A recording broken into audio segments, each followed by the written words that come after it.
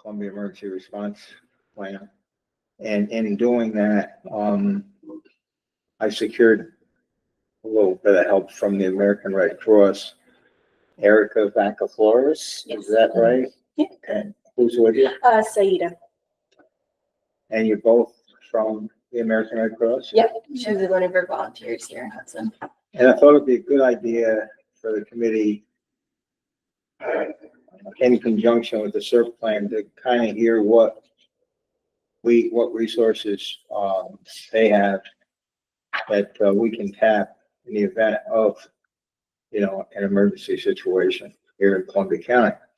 And she has put together a presentation. Max couldn't make it. Yeah, no, he was not able to make it. Okay, that's fine. So then as we go along, if you have any questions, we can certainly, ask them of Erica. Trying to think if there's anything else I forgot here. Our next meeting would be August the 12th. All right, so you may do your presentation. I'd be more than you can introduce yourself to everyone, and then if we have any questions, we'll go from there. John, I don't know if you want to move. Yeah, I'm gonna Yeah. go by George here. I did take a shower, George. I did too. I'll sit on the end here. Oh, by the way, I just wanted to find, has it been a replacement for 911? Yeah, Kevin Johnson. Yeah. Kevin Johnson? Yeah. Okay. He was the number 2 guy. He was the vice president, so he's the man in charge now. So Rob is gone? He is retired, I've heard happily. Was there before we start, I know this is not a business meeting, but before we start, were there any outstanding grants that anybody knew of? He's still working on grants. Yeah. He's He's still, contracted. he's still, Okay. Still doing the a grants. consultant for the county doing grants. Okay, great. That's good news. Okay. All right, Well, well, hello, my name is Erica Vacaflores, and I am the Community Disaster Program Manager for Columbia, Dutchess, and Putnam counties. So yeah, the presentation I have here for you guys today is kind of what we do out in the community a lot. We go to schools, senior centers, community centers, really everywhere, just to teach some basic emergency preparedness. And then I added a couple slides at the end, tying it a little bit to that CERT plan and like what the community should be prepared for in case of hazardous material incident. So I'll get started.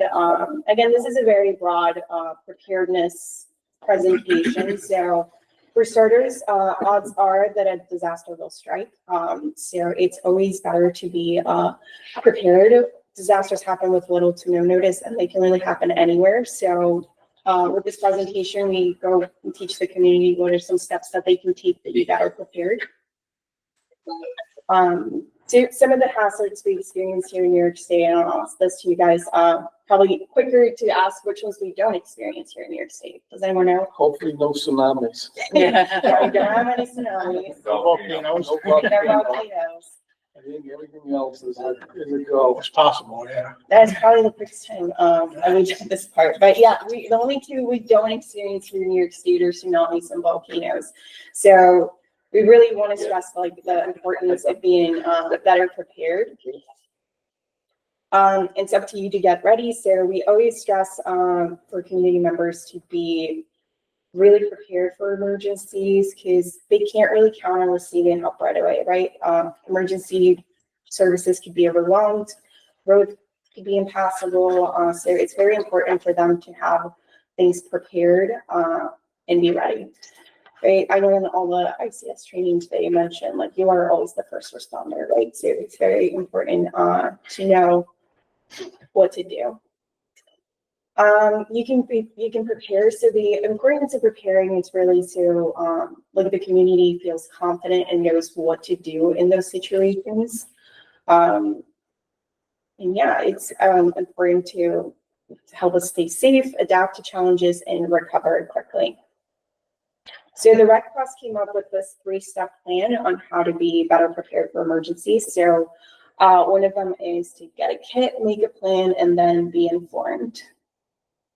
over getting a kit, we always recommend having 2 types of kits. So you want to make sure you have your household kit that has supplies for at least like 3 days, but up to 2 weeks is better. So this household kit is mostly if you're asked to shelter in place. So this would be like in a blizzard, those types of emergencies. But you also want to have a go bag. So this is kind of like a mobile version of your household kit. And this one is really used when you're asked to evacuate. So you should have at least 3 days worth of supplies.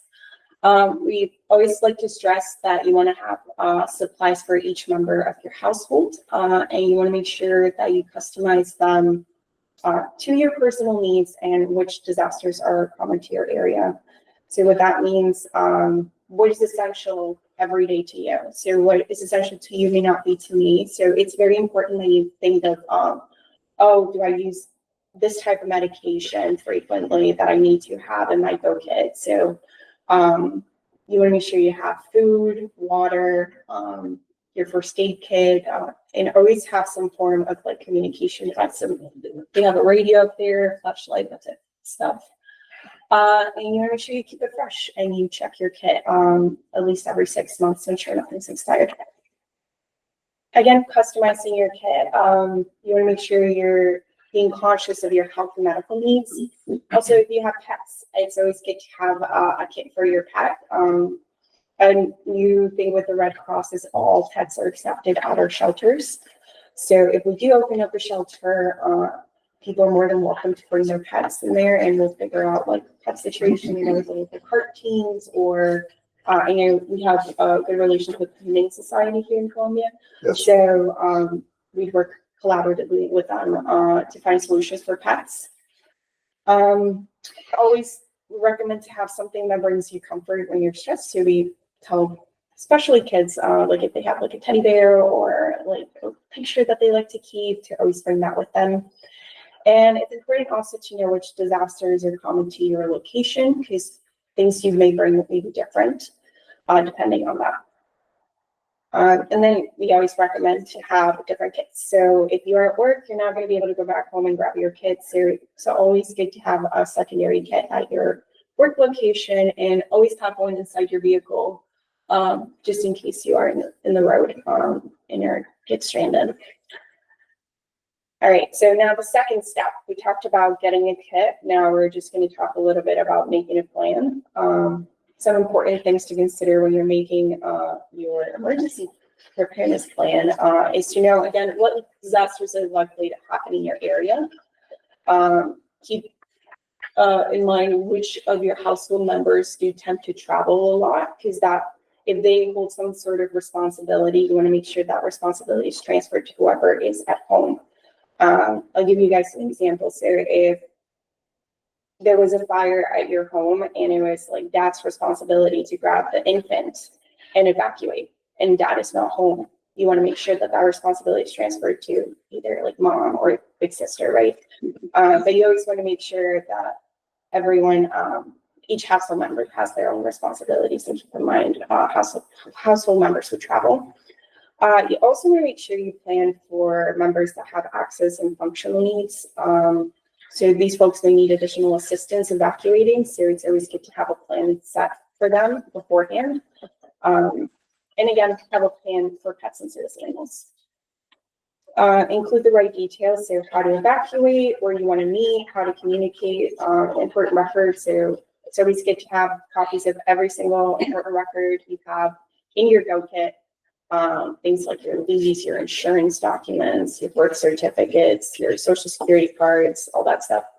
Know where you're going to stay, know if the authorities are instructing you to shelter in place, and always practice your plan. And finally, the last step of being the Red Cross ready is to stay informed.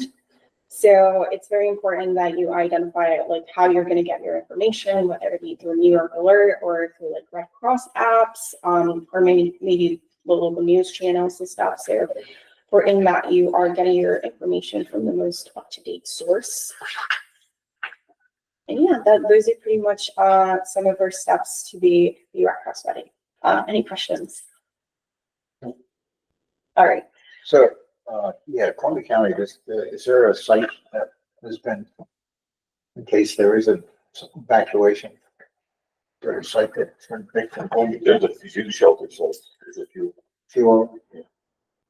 Yeah, I know with the Red Cross, we're working on updating our Red Cross shelter sites, that can be used in evacuations. I think it's shared some with David, but like Columbia Green Community College is a big one in this area. That's one. Yeah. That can be used as a evacuation point, where people can meet. Okay, thank you. All right, so how you may be exposed to a chemical, there's 3 different ways. You can breathe in the chemical, swallow contaminated food, water, medication, touching the chemical, or coming into contact with clothing or things that have been touched by the chemical. I always stress that even though you may not see or smell anything unusual, that doesn't mean that you have not been exposed to it. And these are more like how you avoid a chemical incident in your own home. But pretty much like the main thing is just like avoid mixing chemicals. So household things just like bleach and ammonia that you can mix together can create toxic gases. So that is something you want to make sure you avoid. Always read and follow instructions that are in the bottles, and try to make sure that you store them with their own bottles and store them properly.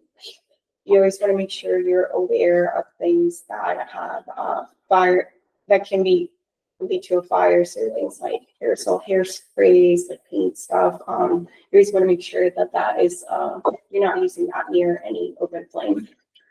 You want to make sure you clean up any spills immediately. We always recommend like cleaning chemical spills with like rags, leaving them out to evaporate. And once the chemicals evaporated, you want to cover them in newspaper, put them in a plastic bag, and throw them away. And you want to always make sure you dispose of unused chemicals properly. So contact your local like waste facility, and they can instruct you on the proper ways to dispose of it. So what should you do during an emergency, a chemical emergency? So pretty much authorities are going to notify you on what steps to take. And I couldn't really find this part in the plan that you shared with me of what communication method Columbia County would use in the event. You did not find it in the plan, or you did? I read the evacuation section, and it didn't like reference if there were going to be like emergency alerts. I assume it would be Yeah, sent to the and New York phones. alert is going to be a big part of our information out there. Perfect. Yeah, I know some people do like emergency sirens. You could also like have officials running up and down streets and loudspeakers. Even people could show up to your door. So there's many different ways that information can be communicated. But yeah, emergency alert systems, I think, are the best ones. For New York alert, that would probably be the one method we use. Yeah, we can set out alerts to individual house phones, cell phones from that particular area. It's connected through like zip codes, right? So like, or is it connected to? Reverse I think it's 911, yeah, geo fencing too. That's the biggest thing. So yeah, so we can target a specific area, or whatever, maybe it's just a water main break, or, something larger than that, yeah. Awesome. Yeah. And then when it comes to like evacuation and that stuff, pretty much following authorities' instructions. So I know it's up to incident command whether they shelter in place or they evacuate. With sheltering in place, I know the biggest guidance the Red Cross had was make sure you go indoors, close all your doors, close windows, turn off your AC heating systems, turn off your vents, grab all the family, put them in one central room, and try to cover the doors and the windows. And then just listen to the emergency alert systems and read to hear what officials have to say. In terms of evacuation, I think the plan mentioned that it would be up to like the local municipality what their current evacuation plan is and where they would evacuate. So I think that would be coordinated, I assume, with the emergency management and us, see what shelter locations we have in that area, and then see which one would be feasible to open and have folks evacuate there. Make sure that it's safe distance away from all the chemical stuff. Many town halls and fire departments also open up for warming and cooling sheltered places, things like that under certain situations and stuff. I mean, we don't generally encourage fire departments to do, evacuation sites because they're busy handling the incident and things like that. So there's other avenues, that to stick around with, Yeah, I know, a lot of current Red Cross shelters are schools. So we do have a lot of schools, in our shelter list. Yeah, there is a page in here, page 18, that discusses the evacuation plan. Yeah, yeah. And that's pretty much all I thought. I tried to tie it in as much as I could to the emergency plan. But are there any questions for Red Cross? So when you get called and you come out, I mean, this was the last time we did this, was 2019. Yeah. I thought we did an update since then. I thought we did too. Yeah. Anyway, so when you get a call, usually you set up with the emergency coordinator would Yes. direct, we reach out to them. discuss what the needs are. We have a trailer loaded with cots and things like that for overnight sleep. I'm not sure how many we accommodate, 100 or something like that. I think it is. I think there's, I think it's a 100 cot shelter. Yeah, I think so. Yeah. And if we need more, then there's other, local counties that have stockpiles also. And then we always have the state too, if we need to. Yeah, and our big warehouse is in Albany, not too far from here, so can always bring more supplies if needed. But yeah, pretty much we agreed to hear from the emergency management team if they need us to open a shelter. In this case, there was this bell, kind of know which areas we could safely put a shelter in, and then we'd work to call the contact for that specific shelter. Maybe you guys probably have contacts as well if they're not already on our shelter list. And then we bring volunteers over, open up the shelter. Pretty much, we don't need to set up, for an evacuation shelter in particular, we don't really need to set up cots and everything unless we're doing overnight. Yep. But we're definitely just opening the door and having people have a safe place to stay. We provide like food, snacks, beverages, make sure all that's available for people. I think we were very fortunate that, I don't know, that barge that hit the White House. I don't know what it was carrying. I don't know if they ever identified the barge that hit the White House. It's two barges, but I don't know what they were carrying. No.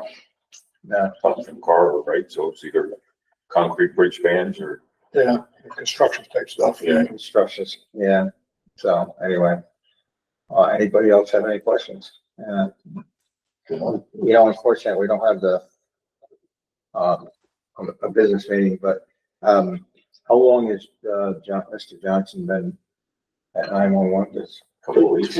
Oh, he's been there years. He's been there for years. No, he's like 30 years. It's like Yeah. almost just got 30 years on the job, and he's been parallel and right behind Rob the whole time. So he's the most qualified person, I would say, to take over everything.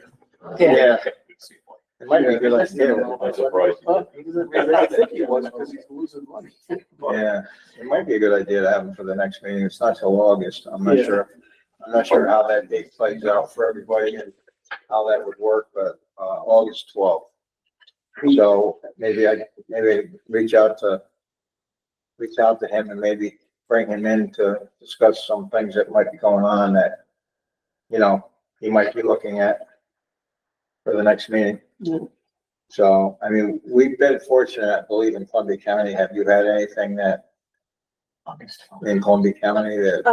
Recently there's been like house fires that we've been called out to, but thankfully nothing. Yeah. Just other than that in recent years. And I think we got a pretty good handle on chemicals in the county right now.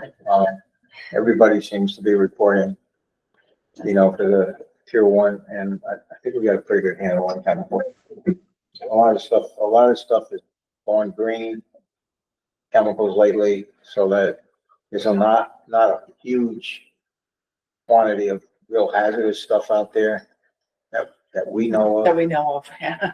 So, I mean, it's one of these things that we're always trying to look at. So, any business that comes in, I mean, anything new that comes in, you're gonna have to have chemicals. We know that. So hopefully they're using the system. And, we have a list of those chemicals. So with that being said, I guess, thank you very much. I don't know if there's any other questions and short meeting, short session. But we appreciate you coming. Of course. And Max is covering a different area in the Yes, so recently what they did, we still are both part of the Hudson Valley, but now he covers the other side of the river and I cover this side. Yeah, we both, we'll work collaboratively. We're still listening out there. Okay, do you have any business cards? I do in the car. I can bring some in. Yeah, I think we take one from you. Yes, All I'll right, go back. just in case. All right, that's good. You ready to start? No business meeting, so we'll just hopefully in August, next month, we have to look at the minutes from the previous meeting.